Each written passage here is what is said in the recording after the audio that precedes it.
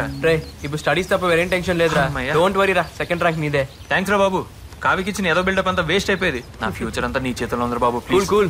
నువ్వు కాపీ కొడతావని ఎంత చెప్పినా కావ్య నమ్మదేంట్రా. కొన్ని జీవితాలు అంతేరా, అస్సలు మార్చలేం. వేస్ట్. నారాయణ, నీకోసం కీర్తి వచ్చింది. కీర్తి వచ్చిందా? ఎక్కడుంది? C block. Hi. Hi hi hi. ఏంటా పరుగు? నువ్వు వచ్చావని. మీ ఇంట్లో వాళ్ళు బాధపడుతున్నారా ఎంగేజ్మెంట్ క్యాన్సిల్ అయిందని? నాన్నగారు బాధపడుతున్నారు.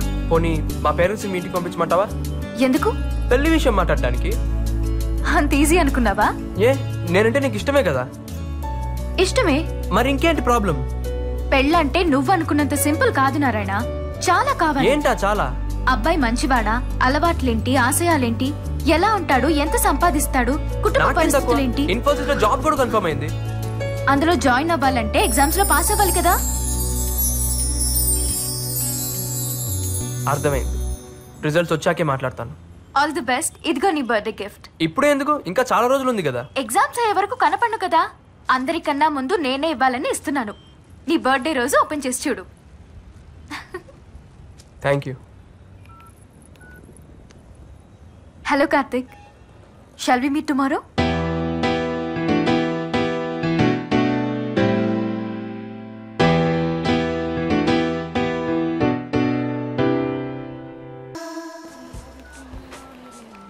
కంగ్రాట్స్. కంగ్రాట్సా? దేనికి? ఏం నటిస్తున్నావే? నా ఫ్రెండ్ది గొప్ప క్యారెక్టర్ అని అడిగిన వాళ్ళకి అడగని వాళ్ళకి అరిచి అరిచి చెప్పాను. కానీ నువ్వింత దిగజారుతావని అస్సలు ఎక్స్పెక్ట్ చేయలేదు. ఏమైందే నీకు? అయ్యింది నాకు కాదు, నీకు. పాప నారాయణ నిన్ను ప్రాణం కన్నా ఎక్కువగా ప్రేమించాడు. నువ్వు ఫ్రెండ్లీగా మూవ్ అవుతుంటే పువర్ ఫెలో లవ్ లో సక్సెస్ అవుతున్నాడు అనుకున్నాను. కానీ ఇలా లైఫ్ లో మోసపోతున్నాడని తెలుసుకోలేకపోయాను. మోసమా? నువ్వు కార్తీక్ తో తిరగడం నేను చూశాను. ఇంత బరితెగించావేంటే? ఏ నారాయణ ఒకటి సరిపోడా నీకు? అమాయకుడు, వాణ్ణెలా చీట్ చేయాలనిపిస్తుందే? Deepika, be in your limits. నేనేం చేస్తున్నానో నాకు తెలుసు. నీకే అన్ని తెలుసు, మాకే లేట్ గా తెలుస్తున్నాయి. నిన్ను చూసాకే అర్థమైంది. బాయ్ ఫ్రెండ్ కి బాయ్ చెప్పి లవర్ ని లైన్ లోకి తీసుకుని షిఫ్ట్ల వారీగా ఎంజాయ్ చేస్తున్న నీ life style super. Stop it. నా లైఫ్ నా ఇష్టం. And don't interfere in my personal issues. Mind it.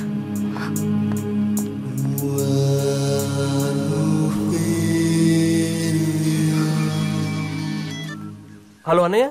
Hello, ఎక్కడున్నారా? ఇప్పుడే ఎగ్జామ్ రాసి బయటకు వచ్చాను. సరే, నీతో అర్జెంట్గా విషయం మాట్లాడాలి. డెక్కన్ పార్క్ వస్తావా? నేను ఇక్కడే ఉన్నాను. 10 minutes లో ఉంటా. బాయ్.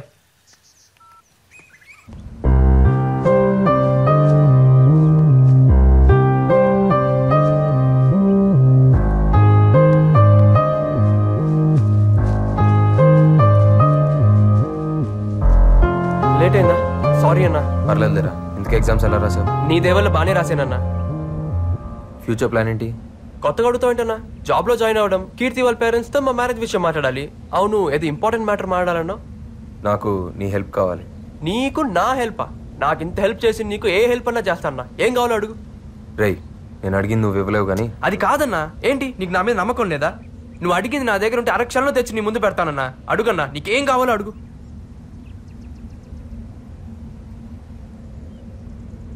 నీ లవర్ని ఇచ్చేరా. ఏమన్నావన్నా? నీ కీర్తిని నాకు ఇచ్చేరా. ఏం మాట్లాడుతున్నావన్నా? ఏది అడిగినా ఇచ్చేస్తా అన్నావు కదరా. నువ్వు ప్రేమించే కీర్తిని నాకు ఇచ్చే. ఏం మాట్లాడుతున్నావురా? నేను అడిగింది నీ దగ్గర ఉంటే అరక్షణంలో నా కాళ్ళ దగ్గర పెడతానన్నావు కదరా. కీర్తిని నాకు ఇవ్వు. నీ ఎప్ప నా కీర్తి మీద మోసపడతావరా? నువ్వు ఎంతో మంచోడు అనుకోని అందరికి దేవుడు అని చెప్పాను రా. అట్లాంటిది నాకు కీర్తి కావాలరా. నీ కీర్తి ఏంట్రా? నువ్వు కీర్తిని చూడక ముందు నుంచే అది నా పెళ్ళం. అది నా పెళ్ళం. అది నా పెళ్ళం. అది నా పెళ్ళం. అది నా పెళ్ళం.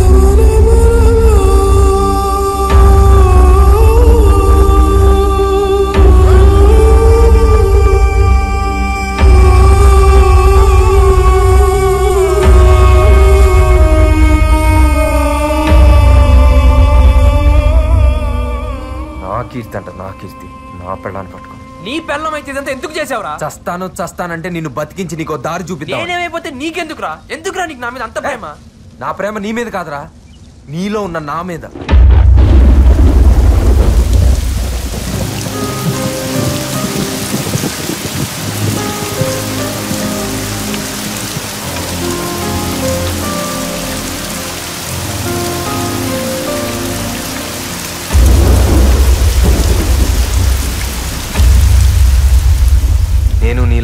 క్లాస్ కుర్రాడిని. చెన్నైలో ఉండేవాడిని. నాకు చదువు తప్ప వేరే ధ్యాస తెలీదు. 10th, ఇంటర్మీడియట్, ఎంసెట్ అన్నిట్లో నేను టాపర్నే. మా నాన్న నా కళల్ని కూడా ఆయనే కంటూ పెంచారు నన్ను.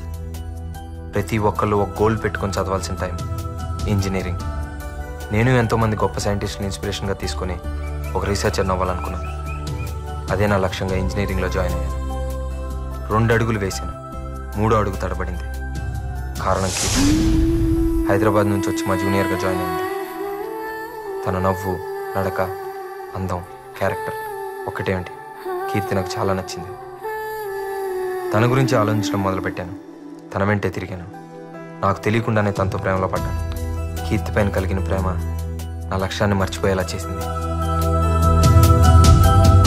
కీర్తికి నా ప్రేమ విషయం చెప్పాలని చాలాసార్లు ట్రై చేశాను. ధైర్యం తెచ్చుకొని ఒకరోజు నా మనసులో మాట చెప్పాను. I love you.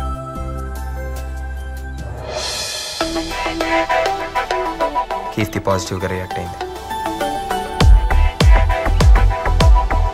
తను కూడా నన్ను ఇష్టపడుతుందని తెలిసిన ఆ క్షణం ప్రపంచాన్ని జయించినంత గర్వంగా అనిపించింది. తన ప్రేమలో నేను గడిపినంతకాలం మిగతా ప్రపంచం ఏమీ తెలియలేదు.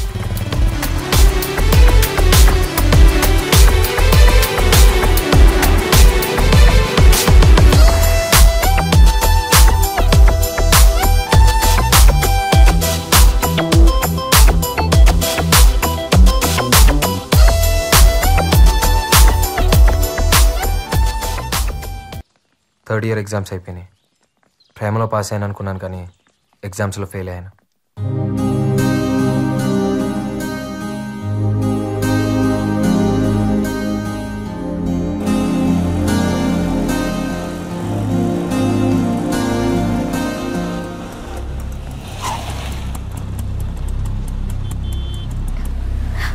కార్తీక్, డాడీ. ఏంట్రా ఇది? ఇంకోసారి మా అమ్మాయితో కనపడ్డావా పోలీస్ కంప్లైంట్ ఇస్తాను. కీర్తి వాళ్ళ ఫాదర్కి మా విషయం తెలిసిపోయింది. తను ఇమీడియట్గా హైదరాబాద్ తీసుకెళ్ళిపోయారు. ఈ కాలం ప్రేమల మీద నమ్మకం లేని ఆయన నా మీద కేసు పెట్టి అరెస్ట్ చేయించారు. ఎప్పుడు పోలీస్ స్టేషన్ గడప తొక్కని మా నాన్న నా కోసం స్టేషన్కి వచ్చి నన్ను విడిపించుకెళ్లాల్సి వచ్చింది. ఆ క్షణం ఆయన కళ్ళల్లోకి చూసే ధైర్యం లేకపోయింది. ఆ చూపు నేను ఎప్పటికీ మర్చిపోలేను. నా కొడుకు స్టేట్ ర్యాంకర్ అని అందరితో గర్వంగా చెప్పుకోవాలనుకున్న మా నాన్న ప్రేమలో పడి నేను ఇలా అయిపోయానని తట్టుకోలేకపోయారు.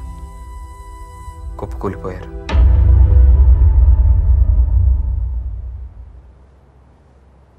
என்னங்க இது இவ்வளோ நேரம் தூங்கிட்டு இருக்கீங்க? எழுந்துருங்க.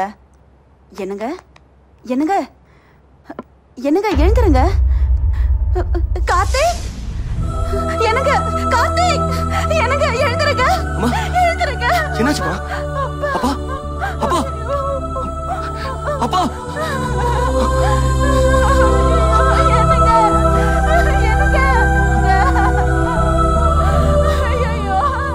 ఎగ్జామ్స్లో ఫెయిల్ అవ్వడం, కీర్తి దూరం అవడం, నాన్న చనిపోవడం, ఎక్కడో అజ్ఞాతంలో పడిపోయినట్లయింది. అంతా శూన్యంగా అనిపించి ఒంటరితనం వేధించింది. ఆ ఏకాంతంలో ప్రేమకు అర్థం మారింది. నాన్నని కోల్పోయి నేను ఇంకేది కోల్పోకూడదు అనుకున్నాను. నమ్మకంతో, బాధ్యతతో కొత్త ప్రయాణం మొదలుపెట్టాను. కీర్తి అర్థం చేసుకుంది.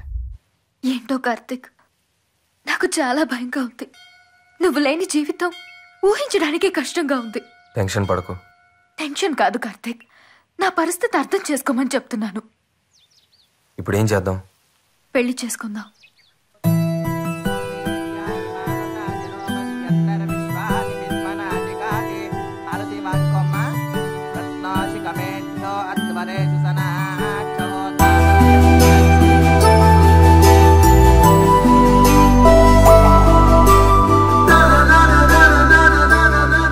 కానీ నాకు జాబ్ వచ్చి కెరీర్ సెటిల్ అయ్యేంత వరకు ఈ విషయం ఎవరికీ తెలియకూడదని నిర్ణయం తీసుకున్నాను. నేను జాబ్ కోసం బెంగళూరులో ట్రై చేస్తున్నప్పుడు నువ్వు కీర్తిని చూసావు. ఏంటి డల్గా ఉన్నావు? ఏమైంది? వాడెవడో తెలీదు గాని నన్ను చాలా డిస్టర్బ్ చేస్తున్నాడు.